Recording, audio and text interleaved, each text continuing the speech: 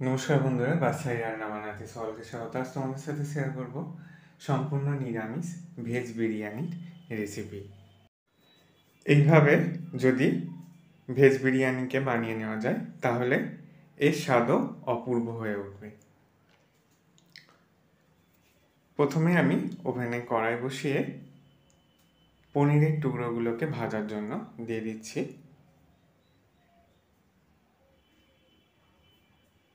একটু ডিপ করে আমি পনিরগুলোকে ভেজে নিয়েছি। পনিরগুলো ভাজা হয়ে গেছে, তুলে নিয়েছি। এবার ফুলকপির টুকরোগুলোকে ভেজে নিয়েছি। এবার ডুমো করে কেটে রাখা আলুগুলোকে ভাজার জন্য দিয়ে দিয়েছি। দেখো আলুগুলোও ভাজা হয়ে গেছে, তুলে নিচ্ছি। আমি সম্পূর্ণ ভাজার প্রসেসটা দেখাচ্ছি না, সব কিছু দেখাতে গেলে ভিডিওটা অনেকটাই বড় হয়ে যাবে। এদিকে সোয়াবিনগুলো ভাজা হয়ে গেছে, তুলে নিচ্ছি।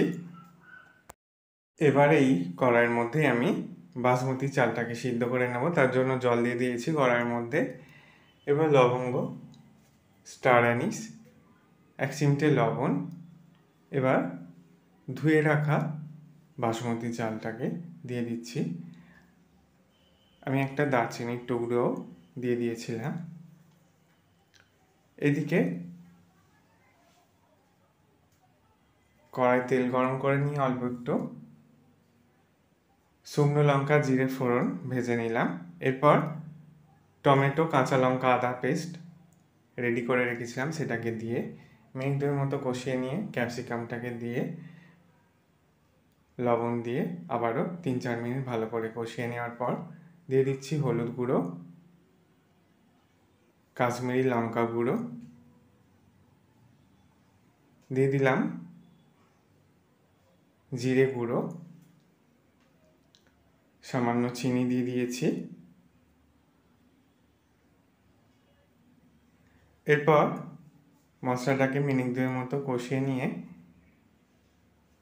ভেজে রাখা সমস্ত কিছুকে দিয়ে দিচ্ছি। পনির, আলু, ফুলকপি, সয়াবিন সব একসাথে ভালো করে কষিয়ে নিচ্ছি।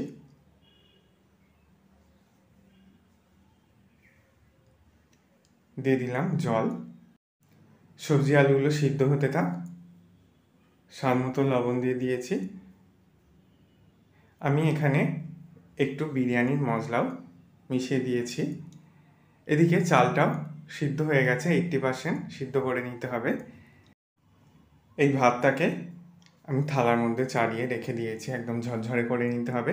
এদিকে একটা পাত্রের মধ্যে কাঁচা দুধ আর হলুদ গুঁড়ো মিশিয়ে নিচ্ছি। এরপর যে পাত্রের মধ্যে আমি বিরিয়ানিটাকে রেডি করব সেটা নিয়ে নিয়েছি। প্রথমে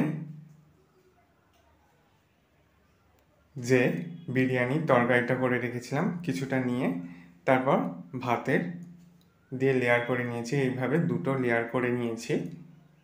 প্রথমে তরকারি, তারপর ভাত দিয়ে এইভাবে লেয়ার করে নেওয়ার পর যে দুধের মিশ্রণটা সেটা দিয়ে দিয়েছি, কেওড়া জল, গোলাপ জল, আর দিয়ে দিচ্ছি অল্প একটু মিঠা আতর। মিঠা আতরটা বেশি দেওয়ার প্রয়োজন নেই। এরপর বিরিয়ানি মশলাটা দিয়ে তার আগে আমি একটা চাটুকে প্রিহিট করতে বসিয়ে দিয়েছিলাম। এরপর হাঁড়ি ঢাকা দিয়ে আমি এটাকে 20 মিনিট মতো দমে বসিয়ে রাখবো। গ্যাসের ফ্লেম অফ করে দিয়েছি। বিরিয়ানি রেডি পারফেক্টভাবে, একটা সুন্দর গন্ধ বেরিয়ে এসেছে।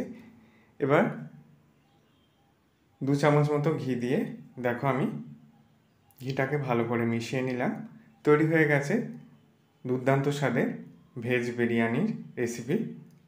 আশা করি আজকের এই বিরিয়ানি রেসিপি তোমাদেরও ভালো লাগবে। ভালো লাগলে বন্ধুদের মধ্যে অনেক শেয়ার করো, লাইক কমেন্ট করতে ভুলো না। সকলে সাবধানে সুস্থ থেকো। ভিডিওটা দেখার জন্য সকলকে ধন্যবাদ।